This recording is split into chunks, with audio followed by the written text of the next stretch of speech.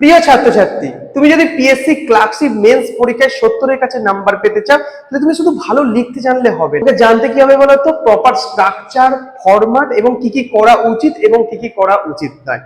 আর আজকে আমি আমার ভিডিওতে তোমাকে দেখাবো তোমাকে ইংলিশ এবং বাংলার প্রতিটা টপিকের কেমন কি স্ট্রাকচার, ফরম্যাট হয় এবং প্রতিটা টপিককে কেমন ভাবে লেখা উচিত, কি কি করা উচিত এবং কি কি করা উচিত নয়। তাই ভিডিওটার একেবারে প্রথম থেকে শেষ পর্যন্ত তোমাকে দেখতেই হবে, কারণ ছোটখাটো ভুল যদি পরীক্ষা হলে কিছুটা হয়ে যায়, কিন্তু অনেকটা নাম্বার তোমার কমে যেতে পারে। আর তুমি বুঝতেই পারছো পিএসসি ক্লার্কশিপ মেন্স পরীক্ষায় এক একটা নাম্বারের গুরুত্ব কতটা। তাই চলো আমরা প্রতিটা টপিক এক এক করে ধরে ধরে আলোচনা করি। প্রথমেই বলে রাখি যে পিএসসি ক্লার্কশিপ মেন্স পরীক্ষাটা হচ্ছে 100 নম্বরের পরীক্ষা। এখানে 50 নম্বর ইংলিশে থাকবে, 50 নম্বর হচ্ছে বাংলা থাকবে এবং টোটাল টাইম থাকবে হচ্ছে 1 ঘন্টা। ইংলিশের জন্য তোমার 3টে টপিক থাকছে, বাংলার জন্য 3টে টপিক থাকছে। ইংলিশে থাকছে হচ্ছে রিপোর্ট রাইটিং, প্রেসি রাইটিং এবং ট্রান্সলেশন। বাংলার ক্ষেত্রে তাই রিপোর্ট রাইটিং, প্রেসি রাইটিং এবং ট্রান্সলেশন। তুমি বুঝতেই পারছো এই 1 ঘন্টা টাইমের মধ্যে তোমাকে 6টা টপিক লিখতে হবে। তাই লেখাটা বড় বিষয় না, কিন্তু সময়ের মধ্যে লেখা নামানোটা কিন্তু খুব চ্যালেঞ্জিং বিষয়। এবং তুমি ভেবো না যে 1 ঘন্টা টাইম ধরে পরীক্ষা হলে দেবে না, তুমি ধরে নেবে 54 থেকে 50 মিনিট টাইম ধরেই বাড়িতে প্র্যাকটিস করবে। কারণ পরীক্ষা হলে 2-3 মিনিট একটু নষ্ট হতে পারে, তোমাকে হয়তো একবার রিভিশন দেওয়ার জন্য দেখতে হতে পারে। তাই বাড়িতে প্র্যাকটিসটা কিন্তু 54 থেকে 55 মিনিট এই টাইম ধরে দেবে। এই 54 থেকে যদি 50 মিনিট ধরে তুমি যদি প্রিপারেশন করো, তাহলে প্রতিটা কোশ্চেনের জন্য তোমার টাইম থাকছে হচ্ছে 9 মিনিট। এই 9 মিনিটের মধ্যে কিন্তু তোমাকে কোশ্চেন পড়তে হবে, বুঝতে হবে এবং লিখতে হবে। তাই এটা যথেষ্ট একটা চ্যালেঞ্জিং কাজ, এবং আমি জানি যে প্র্যাকটিসের মাধ্যমে কিন্তু তোমরা এই চ্যালেঞ্জটাকে ঠিক অ্যাকসেপ্ট করবে এবং পরীক্ষায় সফলও হয়ে আসবে। তবে একটা কথা তোমাদের আমি বলে রাখি, দেখো কম্পিটিটিভ এক্সামের বিভিন্ন ছাত্রছাত্রীদের পড়া থেকে আমার যেটা মনে হয়েছে যে ম্যাক্সিমাম ছাত্রছাত্রীদের কিন্তু মেন সমস্যা হচ্ছে ইংলিশে। তারা প্রত্যেকেই বলে যে আমি ঠিকমতো ইংলিশ লিখতে পারি না, এটা তাদের মেন সমস্যা, আমি স্ট্রাকচার দাঁড় করাতে পারি না। কিন্তু ভয় খাবার কোনো কারণ নেই, তোমার মতনই ম্যাক্সিমাম স্টুডেন্ট কিন্তু তাদের ইংলিশেই সমস্যা আছে এবং প্রত্যেকেই চেষ্টা করছে যেটুকু টাইম আছে সেই টাইমটার মধ্যে যতটা সম্ভব ইংলিশের স্ট্রাকচার গুলো ঠিক করে, যাতে কিন্তু তারা সেন্টেন্স দাঁড় করাতে পারে পরীক্ষা হলে, তারা সঠিক ট্রান্সলেশন করতে পারে এবং নাম্বারটা ভালো করতে পারে। তাই অত চিন্তা করার কোনো কারণে, যুদ্ধে যখন তুমি নেমে পড়েছো তোমাকে কিন্তু সফল হতেই হবে। তাই তোমার কি ব্যাকগ্রাউন্ড, কি তুমি পারো না পারো অত ভেবে লাভ নেই, তোমাকে যুদ্ধটা জিততে হবে, এটাই হচ্ছে মেন টার্গেট। এই যুদ্ধ জেতার জন্য কিন্তু আমাদের প্রতিটা টপিকের প্রতিটা স্ট্রাকচার, ফরম্যাট এবং আমাদের ভালো করে জানতে হবে। কারণ তুমি যদি ভালো লিখেও আসো, যদি স্ট্রাকচার ঠিকঠাক করে না করতে পারো, তাহলে কিন্তু নাম্বার পাবে না। আরেকটা কথা বলে রাখি, তোমার যদি ভোকাবুলারি স্টক খুব ভালো না থাকে, তুমি যদি খুব ভালো না লিখতে পারো, তুমি নর্মাল ভাবেই লিখে এসো। কিন্তু ধরো তুমি নর্মাল ভাবে লিখলে তাতে মাঝে দু একটা বোমবাস্টিং ওয়ার্ড ঢুকিয়ে দিলে, ওটা কিন্তু খুব ভালো লেখা দেখায় না। তুমি একটা ভাবো তো, তুমি ধরো বিরিয়ানি খাচ্ছ, বিরিয়ানির সাথে যদি ডাল ফেলে দাও তাহলে কি খেতে ভালো লাগবে? বা ডাল ভাত খাচ্ছ, তাতে যদি 2-4টে বিরিয়ানি ফেলে দাও, সেটা কি খেতে কোনো ভালো লাগবে?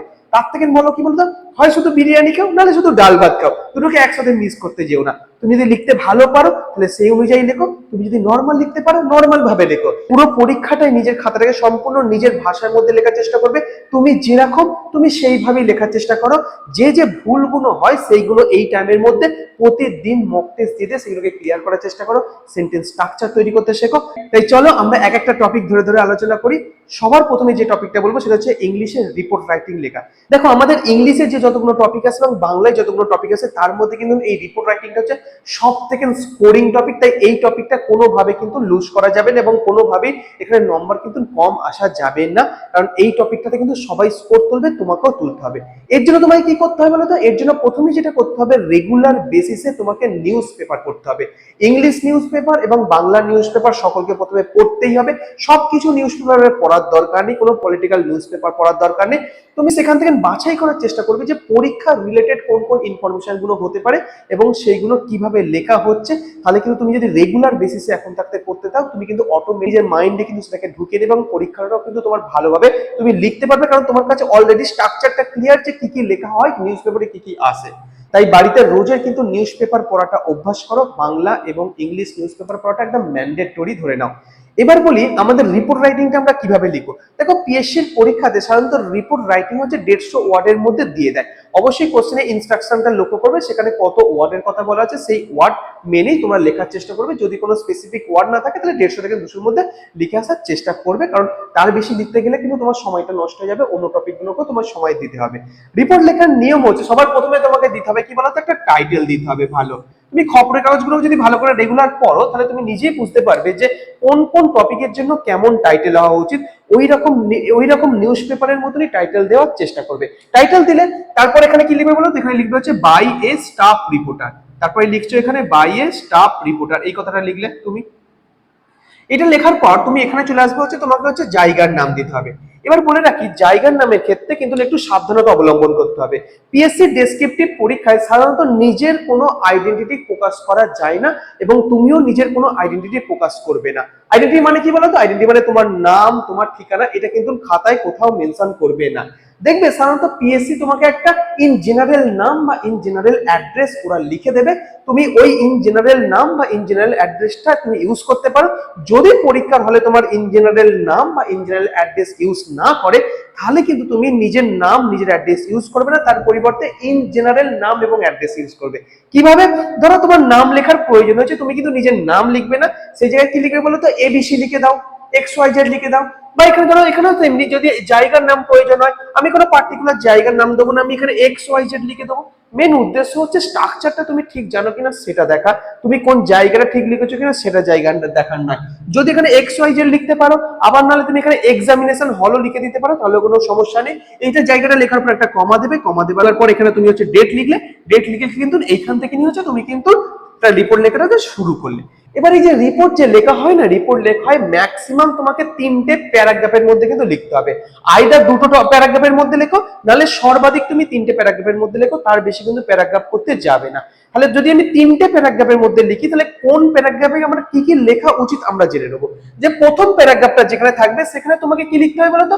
এই প্রথম প্যারাগ্রাফের মধ্যে তুমি 3টে কোশ্চেনের উত্তর দেবে। কি কোশ্চেন? ঘটনাটা কি ঘটেছে, ঘটনাটা কোথায় ঘটেছে, ঘটনাটা কখন ঘটেছে। শুধু এই 3টের উত্তর তুমি প্রথম প্যারাগ্রাফে লিখবে। আবার বলছে, কি বললাম? ঘটনাটা কি ঘটেছে, ঘটনাটা কোথায় ঘটেছে, ঘটনাটা কখন ঘটেছে। এইটা লিখলে তুমি প্রথম প্যারাগ্রাফ। প্রথম প্যারাগ্রাফ শেষ করার পর এটা চলে আসবে হচ্ছে মেন বডি পার্ট, মানে হচ্ছে সেকেন্ড প্যারাগ্রাফ। এটা হচ্ছে মেন বডি পার্ট। এখানে হচ্ছে তোমাকে যাবতীয় তথ্য তোমাকে দিতে হবে এবং সিকোয়েন্স অনুযায়ী কিন্তু লিখতে হবে। ধরো একটা ট্রেন অ্যাক্সিডেন্ট হয়েছে, ট্রেন অ্যাক্সিডেন্টের রিপোর্টটা আমি কিভাবে লিখবো? ট্রেন অ্যাক্সিডেন্ট হলে কোথায় হয়েছে, কি হয়েছে, ট্রেনের নামটা কত, নাম্বারটা কত, এগুলো লিখে আমরা রিপোর্টটা শুরু করলাম। এবার দ্বিতীয় যখন টপিকে আসবে, আমরা এই ঘটনাটা আমরা সিকোয়েন্স অনুযায়ী সাজাবো, যে ট্রেনটা কোথা থেকে কোথা পর্যন্ত যাচ্ছিল এবং সেখানে কতজন প্যাসেঞ্জার ছিল। ঘটনাটা যখন ঘটে দেখবে সেখানে সবার প্রথম যেটা আসে সেটা হচ্ছে লোকাল মানুষরা আসে। তো লোকাল মানুষের মতামত তোমাকে তুলে ধরতে হবে। যখন মতামত তুলবে, লোকাল বলে লিখে এখানে কিন্তু হচ্ছে ইনভার্টেড কমার মধ্যে তাদের মতামতটা লেখার চেষ্টা করবে। লোকাল আসার পর সেখানে পুলিশ প্রশাসন আসবে, তারপরে তোমার হচ্ছে মিনিস্টারদের লোক আসবে। এইসব জিনিসগুলো সিকোয়েন্স অনুযায়ী যেভাবে চলবে, কিন্তু সেই সিকোয়েন্স অনুযায়ী কিন্তু লেখার চেষ্টা করবে, সিকোয়েন্স ব্রেক করবে না, তাহলে কিন্তু রিপোর্ট দেখতে ভালো লাগে না। আরেকটা বলে রাখি, রিপোর্টে কখনো নিজের মতামত প্রকাশ করবে না। তুমি ওখানে লিখছো মানে তুমি অ্যাজ এ রিপোর্টার, তুমি কি করছো বলতো? যে ঘটনাটা ঘটেছে, যারা পড়তে চাইছে তাদের কাছে তুমি সেই ঘটনাটা খালি পাঠিয়ে দিচ্ছ তাদের পড়ার জন্য। তাহলে তোমার কাজ হচ্ছে মাধ্যম হিসাবে কাজ করা, নিজের মতামত প্রকাশ করতে তুমি যাওনি। এখানে যে ঘটনাটা ঘটেছে সেই ঘটনাটা কি ঘটেছে তুমি সেটাকে যিনি পড়ছেন তার কাছে হচ্ছে পাঠিয়ে দেওয়া, এটাই হচ্ছে তোমার হচ্ছে কাজ। এবার চলে আসি কনক্লুশন। কনক্লুশন মানে বুঝতে পারছো, মানে শেষ, মানে পুরো ঘটনাটার বর্তমান আউটকাম কি সেটা তোমাকে হচ্ছে কনক্লুশনের মধ্যে লিখতে হবে। কি কতজন মারা গেল, বা কতজন এখন মতো চিকিৎসাধীন আছে, বা গভর্নমেন্ট কত টাকা তোমার হচ্ছে কম্পেনসেশন ডিক্লেয়ার করেছে, বা এর পরবর্তীকালে কি কি স্টেপ নেওয়া হবে যাতে এরকম কোনো ঘটনা না ঘটে। এই পুরো ঘটনাটার কনক্লুশন মানে ফাইনাল আউটকাম কি হবে সেটা কিন্তু তোমাকে 3 নম্বর প্যারাগ্রাফের মধ্যে লিখতে হবে।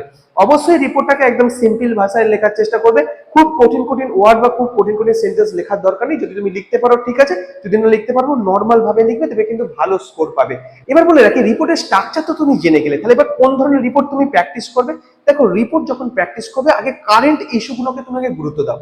কারেন্ট টপিক গুলো সবকটা কভার করার চেষ্টা করো, সমস্ত রিপোর্ট গুলো সেখান থেকে লেখার চেষ্টা করো। পরে গেলে কিছু সামাজিক রিপোর্ট লেখার চেষ্টা করো, এবং তারপরে হচ্ছে গভর্নমেন্টের বিভিন্ন প্রকল্প বা এই সমস্ত জিনিসগুলোকে লেখার চেষ্টা করো। তবে প্রায়োরিটি পাবে হচ্ছে কারেন্ট ইস্যুগুলো, কিন্তু তোমার প্রায়োরিটি পাবে, কারণ পরীক্ষায় কারেন্ট ইস্যু আসার সম্ভাবনা অনেকটা বেশি। বুঝতে পেরেছো? এবার যেটা আমরা আলোচনা করবো সেটা হচ্ছে প্রেসি রাইটিং। কিভাবে আমরা প্রেসি রাইটিং লিখবো।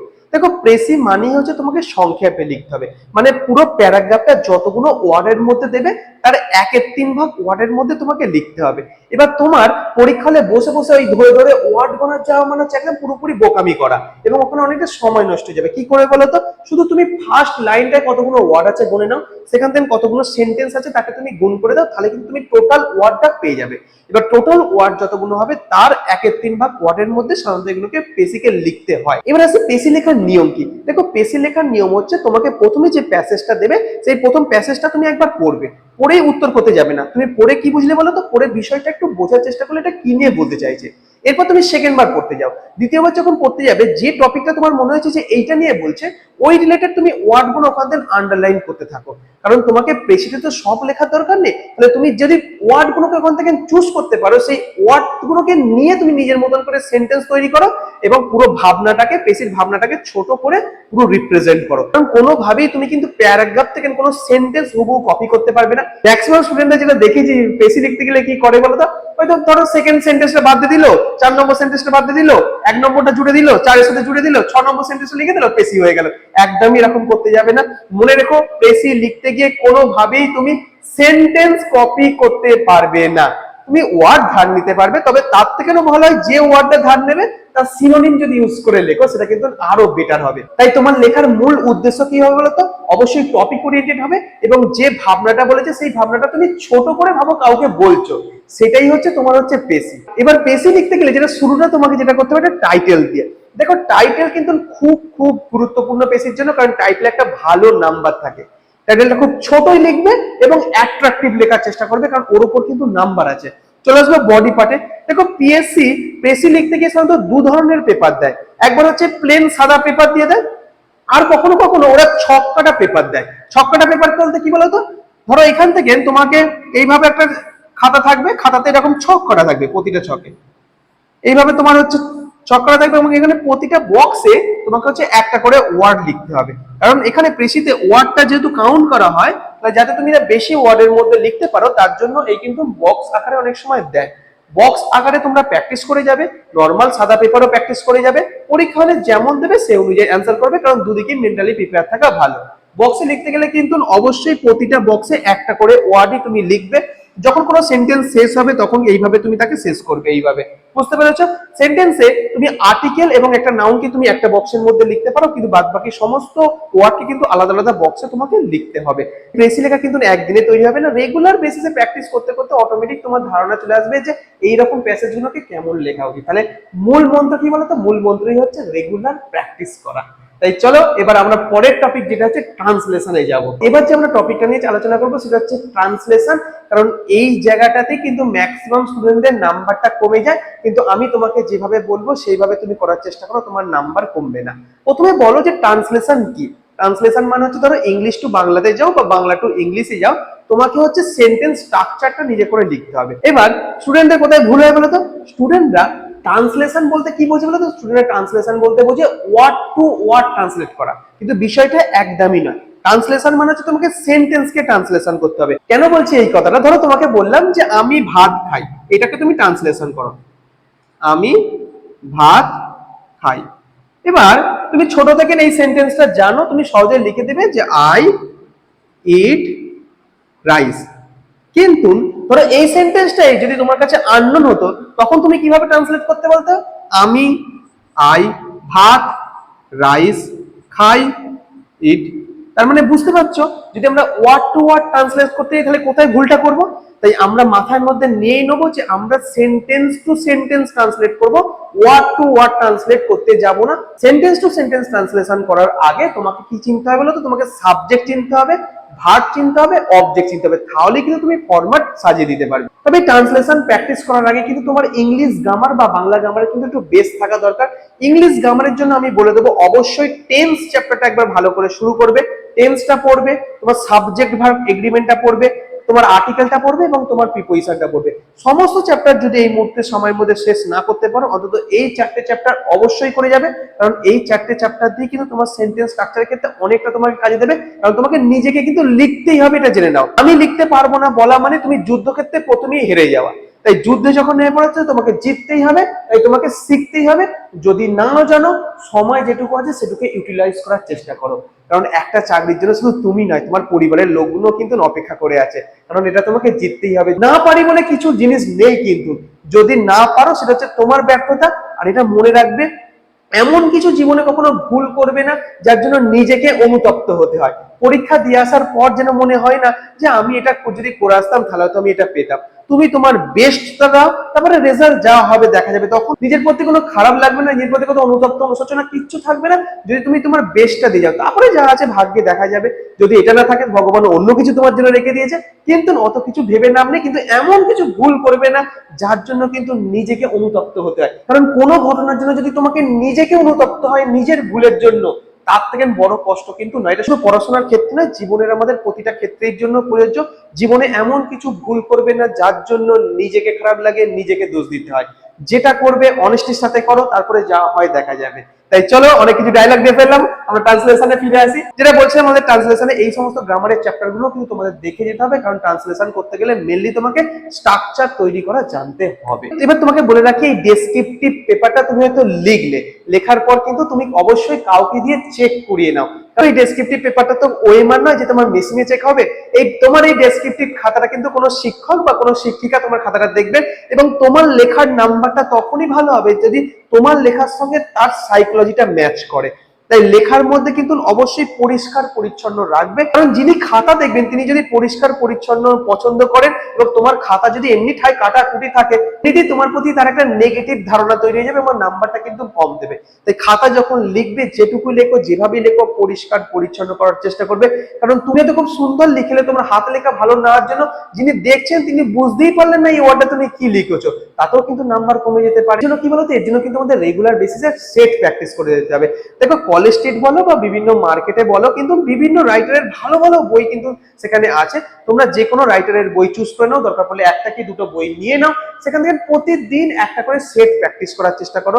নিশ্চয়ই প্রতিটা বইয়ের নিচে নিশ্চয়ই তার উত্তর লেখা আছে। যদি উত্তর লেখা থাকে ভালো, তাহলে নিজের লেখার সাথে তুমি মিলিয়ে নিতে পারবে।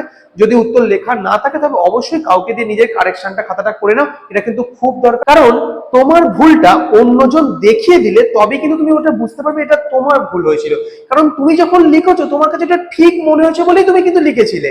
সেই যে তুমি ঠিক না ভুল, সেটা কিন্তু দেখার দায়িত্ব তোমার নিজের নয়, তো অন্যজনের। তাই অবশ্যই খাতাটা অন্যজনকে দিয়ে চেক করে নেবে, কারণ তোমার ভুলটা জানা খুব দরকার। কারণ যেটুকু সময় আছে সেটা হচ্ছে ইমপ্রুভমেন্ট করার টাইম।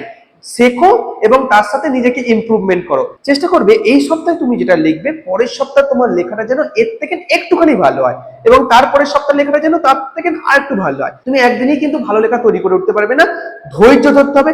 যতদিন টাইম আছে, প্রতিটা সপ্তাহকে তুমি টার্গেট নাও যে প্রতিটা সপ্তাহ থেকে তারপরের সপ্তাহে যেন একটু ভালো করে লিখতে পারি। তাহলে কিন্তু থেকে থেকে তোমার লেখার মানটা অনেকটা বাড়বে। এবং এটা ভেবো না, পরীক্ষা হলে কিন্তু তোমার মতন ছেলেরাই কিন্তু সবাই পরীক্ষা দিচ্ছে, সকলকার লেখার কোয়ালিটি মোটামুটি 19-20। এখান থেকে তোমাকে করতে হবে 20-19টা হওয়া যাবে না। 19 সবাই লিখবে, তারা সার্ভিস পাবে না। তোমাকে করতে হবে 20-21ও করার দরকার নেই, তুমি 20 করলেও কিন্তু সার্ভিস পেয়ে যাবে। এটুকু সময় আছে, খুব ভাবে ইউটিলাইজ করো। এই সুযোগ কিন্তু বারবার আসবে না, ভ্যাকেন্সিটাও সম্ভবত অনেকটাই আছে। তুমি ঠিক একটা সার্ভিস তুমি কিন্তু পেয়ে যেতে পারো।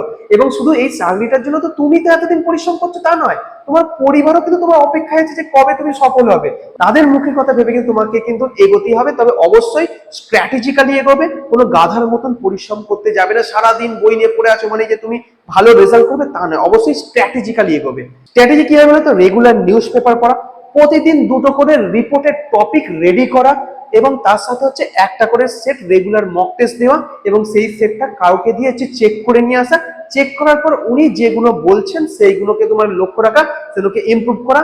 গ্রামারের যে যে টপিক কথা বলে দিলাম, সেই টপিকগুলোকে তোমার হচ্ছে রেগুলার বেসিসে রিভিশন দেওয়া। একবার শুধু পড়ো না, রেগুলার বেসিসে রিভিশন দেওয়া। তার সাথে সাথে কি করতে হবে বলতো, যদি পারো সম্ভব হয় নিজেদের মধ্যে গ্রুপ স্টাডি করতে পারো। গ্রুপ স্টাডিতে কিন্তু প্রচুর ইমপ্রুভমেন্ট হয়। এরপরও যদি গ্রুপ স্টাডি করার মতো তোমাদের যদি লোক থাকে, তাহলে একটু স্মার্ট করে নাও নিজেকে। এখন কিন্তু এআই অনেকটা বেশি অ্যাডভান্স। কি করে বলো তো, ধরো তোমার কাছে ট্রান্সলেশন এসছে, যে ইংলিশ টু বেঙ্গলি ট্রান্সলেশন, তুমি কি করে বলো তো, আগে ইংলিশ টু বেঙ্গলি ট্রান্সলেশনটা নিজের মতন করে লিখে নেবে। লিখে নেওয়ার পর ওই ইংলিশের ওপর তুমি কিন্তু গুগল লেন্সটাকে ধরবে, এখান থেকে বলবে ট্রান্সলেট অপশনটা দিয়ে দেবে, দেখবে অলরেডি বেঙ্গলিতে ট্রান্সলেট করে দেবে। এবং তুমি দেখে নেবে যে এটা ট্রান্সলেশনটা কেমন হচ্ছে, তোমার লেখার সাথে কি সেটা মিলছে, বা তারা যেটা দিয়েছে সেটা কি আরো বেশি ভালো লাগছে, সেই লেখাটা দিলে কি নাম্বার বেশি হবে, সেটাকে দেখে নেবে। একইভাবে বাংলার ক্ষেত্রে এটা প্রযোজ্য। বাংলা থেকে আমি যদি ইংলিশে যখন ট্রান্সলেশন করতে হবে, বাংলার ওই প্যারাগ্রাফের উপর তুমি গুগল লেন্সটা ধরবে, সেখান থেকে ইংলিশে ট্রান্সলেট করবে। সেখান থেকে তুমি তোমার লেখার সাথে মিলিয়ে নেওয়ার চেষ্টা করবে যে তুমি টেন্স ঠিকঠাক লেখার চেষ্টা করেছো কিনা, বা তোমার লেখার গঠন ঠিকঠাক হয়েছে কিনা। এটা কিন্তু নিজে থেকে নাও কিন্তু অ্যানালিসিস করে নেওয়া যাবে এআই এর সাহায্য নিয়ে। যতই এআই থাকুক এটা ধরে নেবে তোমার কাছে বোনাস, কিন্তু একজন শিক্ষিকা বা শিক্ষকের গাইড কিন্তু অবশ্যই নেওয়ার চেষ্টা করবে। এটা ভেবে নাও তুমি কিন্তু এখন যুদ্ধের ময়দানে আছো, যেদিনকে পরীক্ষা হবে একদম তুমি শত্রুপক্ষের বর্ডারে গেছো, তার আগে যেটা হচ্ছে প্রিপারেশন স্টেজ চলছে, এইখান থেকে যেন ঘুরে ব্যাক করোনি। তাহলে কিন্তু এমনি তুমি যুদ্ধে যাচ্ছ না, তার আগে ভীতু কাপুরুষের মতো কোনো পরিচয় দেওয়ার কোনো দরকার নেই। অবশ্যই ভালো করে প্রিপারেশন নাও এবং এই মেন্টালিটি রাখো যে আমি জিতে আসবই। তাই সকলকে অনেক অনেক আগাম শুভেচ্ছা। আশা করি যে যা তোমরা ক্লার্কশিপ প্রিলিমিনারি স্কোর তোমরা পেয়ে গেছো পিএসসির ওয়েবসাইট থেকে, এবং সেই স্কোর অনুযায়ী দেখে নাও তোমাকে মেন্সের জন্য কতটা পেতে হচ্ছে। ধরে নাও যে 130-এর কাছাকাছি স্কোর ভেবে তুমি কিন্তু এগো, আর 130 স্কোরটা ধরে নাও সেফ বলা যেতে পারে, সেই অনুযায়ী কিন্তু তুমি প্রিপারেশন শুরু করতে থাকো। তবে 130 ধরে কিন্তু প্রিপারেশন নিলে কখনোদিন 130 পাবে না, 140 ধরে প্রিপারেশন নিলে তবে কিন্তু 130 পাবে। তাই টার্গেট আমাদের বড় হবে এবং ওই টার্গেট অনুযায়ী পৌঁছাতে গেলে তবে কিন্তু আমি তার কাছাকাছি টার্গেটে পৌঁছাতে পারবো।